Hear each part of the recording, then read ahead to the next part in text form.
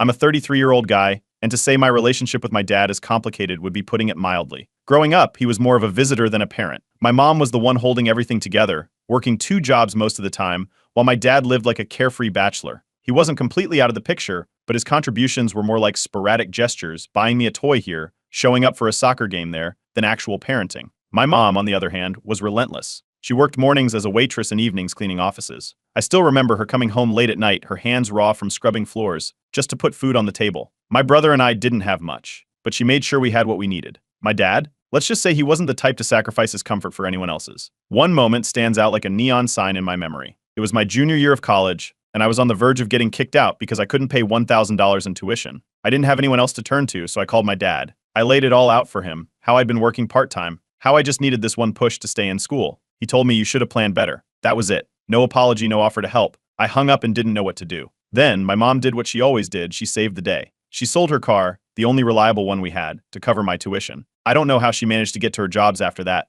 but she didn't complain. She just smiled and said, "You better make this count." That was the moment I swore I'd never depend on my dad again. Fast forward to now. I worked my way up in my career and hit six figures last year. I own a modest house, drive a decent car, and for the first time in my life, I feel like I'm standing on solid ground. I've even been in therapy for a while, working through a lot of the resentment I've carried toward my dad. But just when I thought I could finally leave all that behind, he showed up. It started with a phone call. My dad, now 65 and retired, said he couldn't afford his rent anymore. He was calm about it, almost casual, like he was asking me to grab a cup of coffee. He wanted to move in with me just for a while. He didn't give many details, just that he was struggling and needed my help. I didn't know what to say, so I told him I'd think about it. That night, I called my brother to get his take. He didn't mince words. "Don't let him in," he said. "You'll never get him out." He reminded me of all the times our dad had left us hanging, how he never paid child support on time, how he skipped my high school graduation to go on a fishing trip, how he spent money on his girlfriend's kids while we scraped by. "He's a leech," my brother said. "You don't owe him anything." Still, I couldn't shake the guilt. He's my dad, after all. But then came the bombshell. He told me, "It's payback time. I raised you.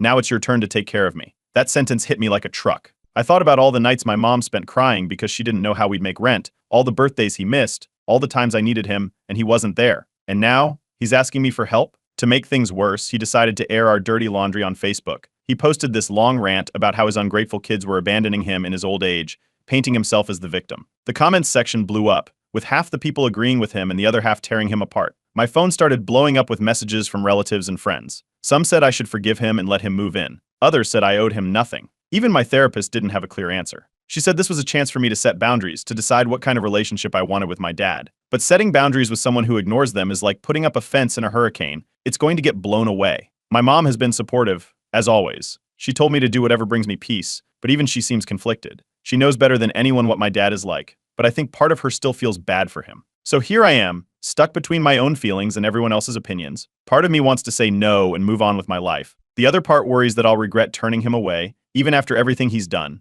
I don't know what the right answer is, but I know this, whatever I decide, it's going to change our family forever. Update 1. After my dad's Facebook rant blew up, my brother stepped in and suggested we have a family dinner to lay everything out. He thought it might help if everyone got on the same page, or at least if I had some support in explaining my side. I wasn't thrilled about the idea, but I agreed. If nothing else, it felt like the only way to stop the back-and-forth messages and calls I'd been getting from family members. We met at a local restaurant that had a private dining room. It was just the four of us, my dad, my brother, my mom, and me. My dad showed up looking disheveled, which wasn't like him. He leaned heavily on his cane as he walked in, playing up his frailty in a way I hadn't seen before. He greeted us with a sigh, settling into his seat like he'd just finished a marathon. Once the food was ordered, my dad launched into a monologue about how hard things had been for him. He said his landlord was raising the rent, his retirement checks didn't cover the bills, and he had no one else to turn to. He talked about how much he'd sacrificed for family and how disappointing it was that his children weren't stepping up to help him now. He painted this picture of himself as a martyr, someone who had always done his best but was dealt a bad hand in life. It was hard to sit through, but my brother didn't let him get too far. When my dad paused to sip his water, my brother cut in, calmly but firmly. He said it was time for some honesty, and that if my dad wanted help, he needed to own up to how he ended up in this situation. That's when my brother dropped the bombshell.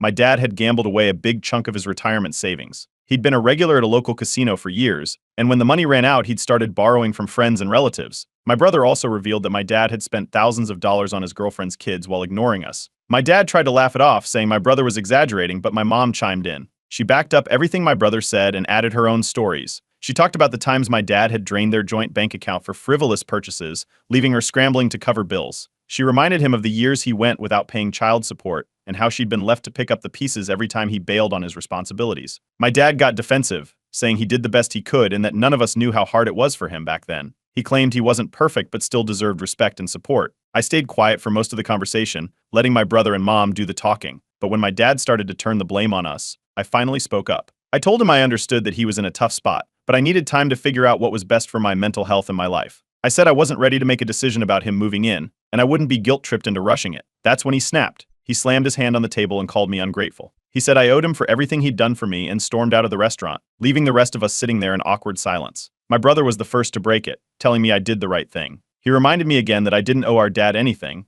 and that this was just another example of him trying to manipulate us. My mom agreed, saying I needed to prioritize my peace, but even she seemed a little shaken by the outburst. Later that week, I talked it over with my therapist, who helped me process everything. She encouraged me to focus on what aligned with my values, not what other people expected of me.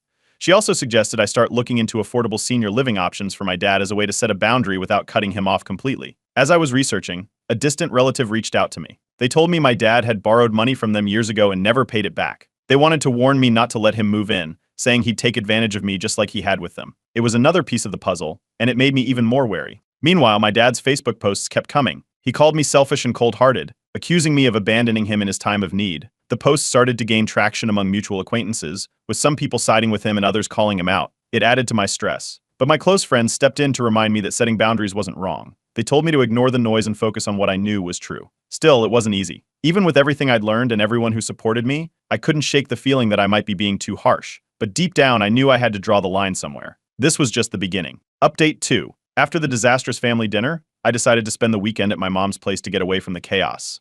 She lives in a small but cozy apartment, filled with knickknacks and photo frames that tell the story of her sacrifices over the years. As we sat in her kitchen, catching up over coffee, I noticed a worn leather journal tucked away on a shelf. It looked out of place among the cookbooks and mail piles, so I asked about it. My mom hesitated for a moment before handing it to me. She said it was something she'd kept during the rough years when my brother and I were kids. I flipped through the pages, curious but not expecting much. What I found stopped me cold. It wasn't just a journal, it was a record of every time my dad had let us down, every choice he'd made that left us struggling. There were entries about him spending their rent money on a new stereo system, notes about how he'd promised to help pay for school supplies, only to back out because he'd forgotten he needed new tires for his car. One page stood out in particular. My mom had written about the day she sold her car to pay my college tuition. She wrote that my dad had the money to help but refused out of spite, saying I needed to learn responsibility.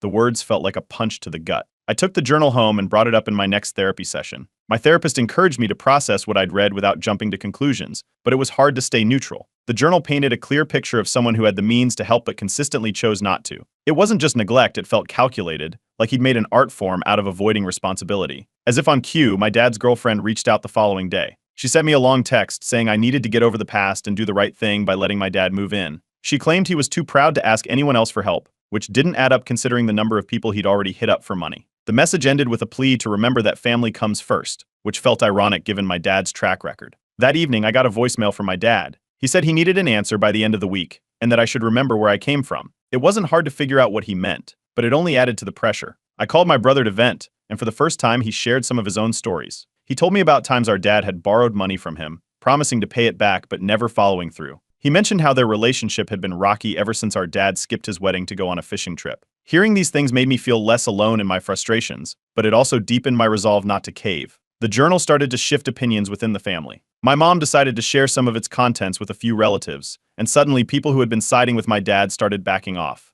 It didn't take long for one of them to contact me with another revelation. My dad still had gambling debts. They sent me screenshots of messages where he'd asked for loans, promising to pay them back after a lucky streak that clearly never came. Things took an unexpected turn when my dad decided to drag my workplace into the mess. I got a call from HR who let me know he'd emailed them, claiming I was neglecting family duties and painting himself as a helpless retiree. Thankfully, my employer saw through his tactics and offered their support, even providing resources for dealing with harassment. It was embarrassing, but it also reinforced my decision to keep firm boundaries. My mom, as always, stood by me. She told me not to let guilt cloud my judgment, reminding me of all the times she'd had to choose between keeping the peace and standing up for herself. She said she'd spent too many years sacrificing for someone who never prioritized her or their kids and didn't want me to make the same mistake. To cover all my bases, I consulted a lawyer. They confirmed that I wasn't legally obligated to support my dad, which was a relief. At the same time, I started noticing that my dad's behavior was alienating even more of the family. He'd been asking everyone he could for money, and his desperation was starting to wear thin. Meanwhile, my Reddit post had gone viral.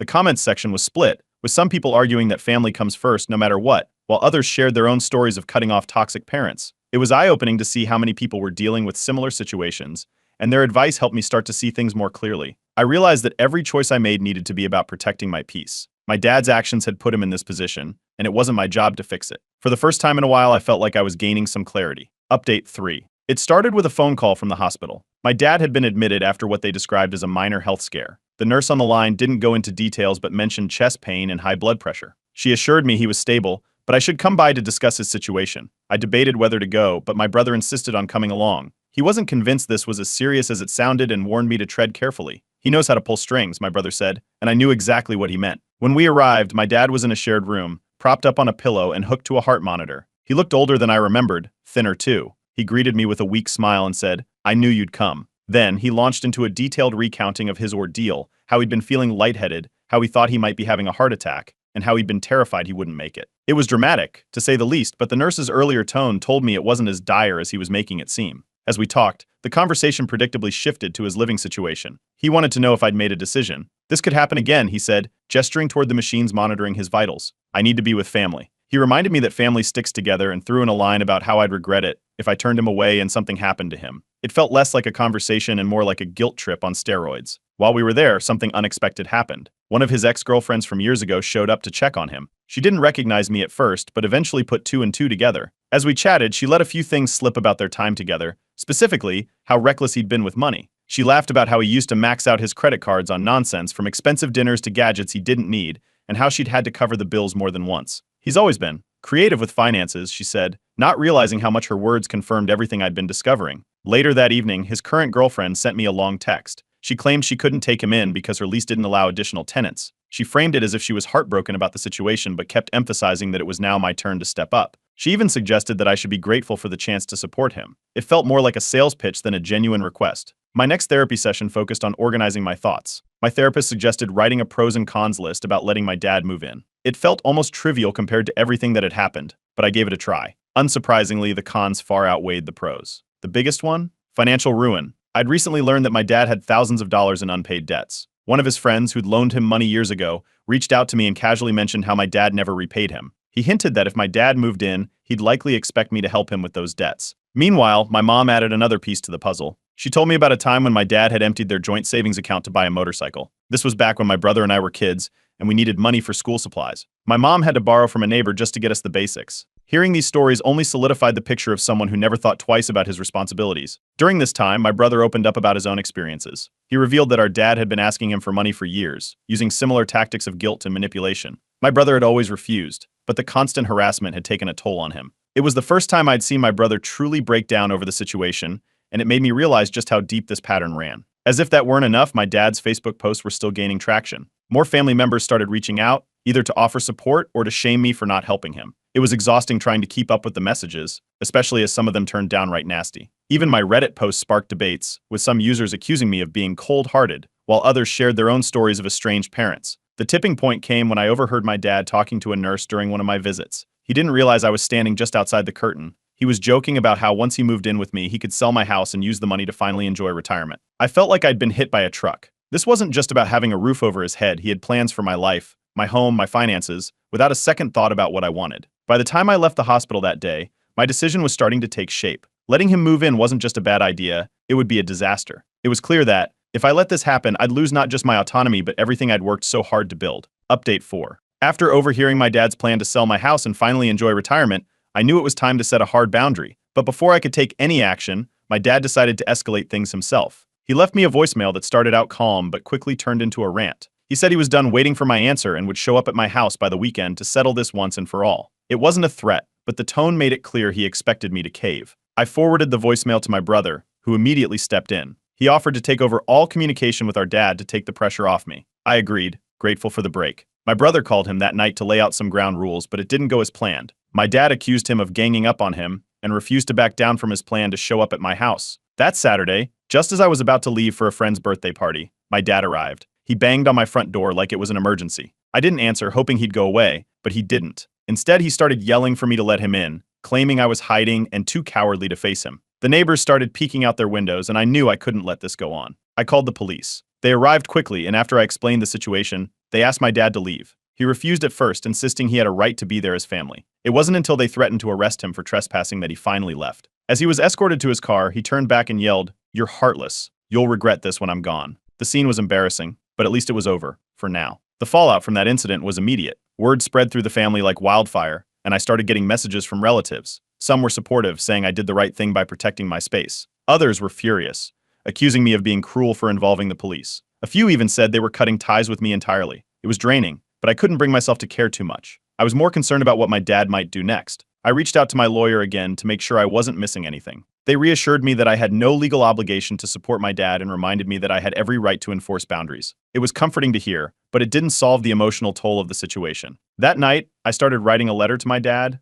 It wasn't an apology, but it was honest. I explained why I couldn't let him move in and how his actions over the years had led to this point. It was one of the hardest things I've ever written, but when I finished, I wasn't sure if I should send it. Part of me hoped it would bring closure, but another part worried it would only fuel his anger. Meanwhile, my mom decided to take matters into her own hands. She posted her story on Facebook, sharing details about how she'd been left to raise 2 kids with little to no support from my dad. She wrote about how he'd drained their savings, ignored his responsibilities, and left her scrambling to make ends meet. Her post quickly gained traction, and people who had been siding with my dad started to see the bigger picture. While all this was happening, my dad tried another desperate move. He contacted my employer again, accusing me of neglecting family duties and claiming I was emotionally unstable. HR called me in, but instead of taking his accusations seriously, they offered me additional resources to cope with the harassment. They assured me my job wasn't in jeopardy and even flagged his number to prevent further calls. It was a small win in an otherwise overwhelming situation. The tide started to shift as more family members learned the truth. My mom's post, combined with the journal and my dad's escalating behavior, opened their eyes. Relatives who had been quick to criticize me now reached out to apologize or offer support. It felt like a weight was lifting, even if just a little.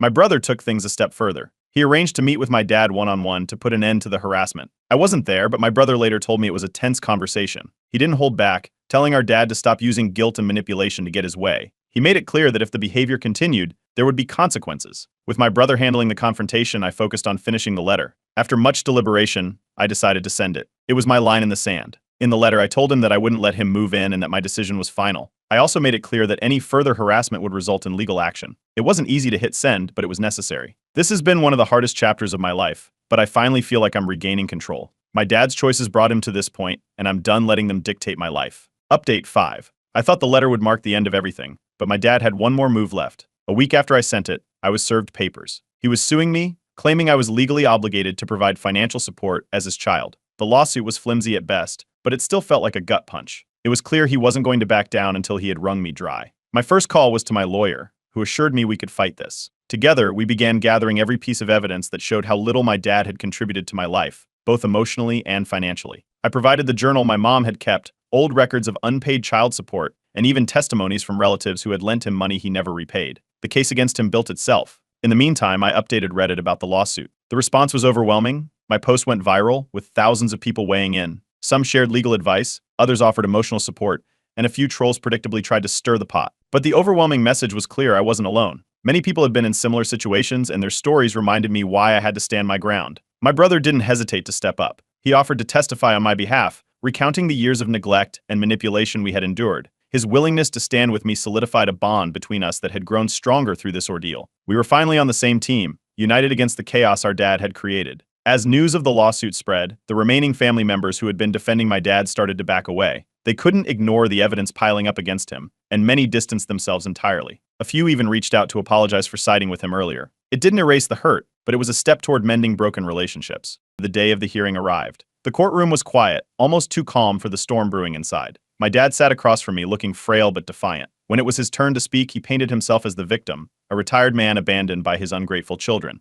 He even shed a few tears for effect, claiming he had done his best as a father and didn't deserve to be left with nothing. When my turn came, my lawyer laid everything bare. The judge heard about the unpaid child support, the gambling debts, the extravagant purchases, while my mom struggled to provide for us. My brother testified, detailing the years of manipulation and broken promises. The journal my mom had kept was the final nail in the coffin. It was impossible to argue with her meticulous record of every time he had failed us. The judge's decision was swift. My dad's case was dismissed, and the ruling was clear. I had no obligation to provide financial support. As the words left the judge's mouth, my dad slumped in his seat. The fight was over, and he had lost. Walking out of the courtroom, I felt a mix of relief and sadness. This wasn't the victory I had imagined. I wasn't celebrating, I was mourning the relationship I'd never had with my dad. but it also felt like the weight I'd been carrying for years had finally been lifted. In the weeks that followed, some family members who had doubted me reached out to apologize. They admitted they hadn't known the full story and wanted to make amends. My mom's Facebook post had also shifted public opinion, giving people a clearer picture of what we had endured. Slowly but surely,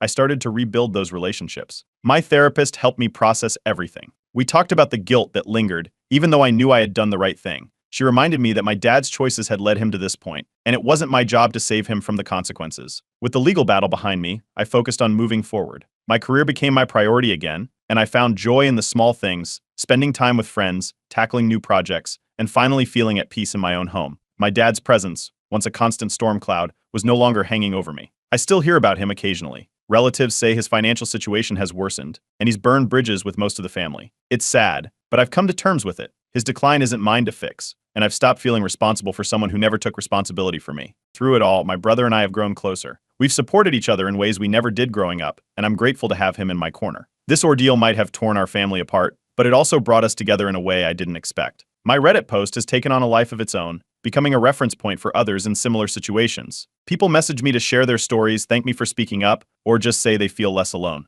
It's bittersweet knowing so many others face the same struggles, but it's also a reminder that standing up for yourself isn't selfish, it's survival. Looking back, I realize now that choosing myself was the only option. My dad's choices shaped his path, but I refuse to let them shape mine. For the first time in years, I feel free.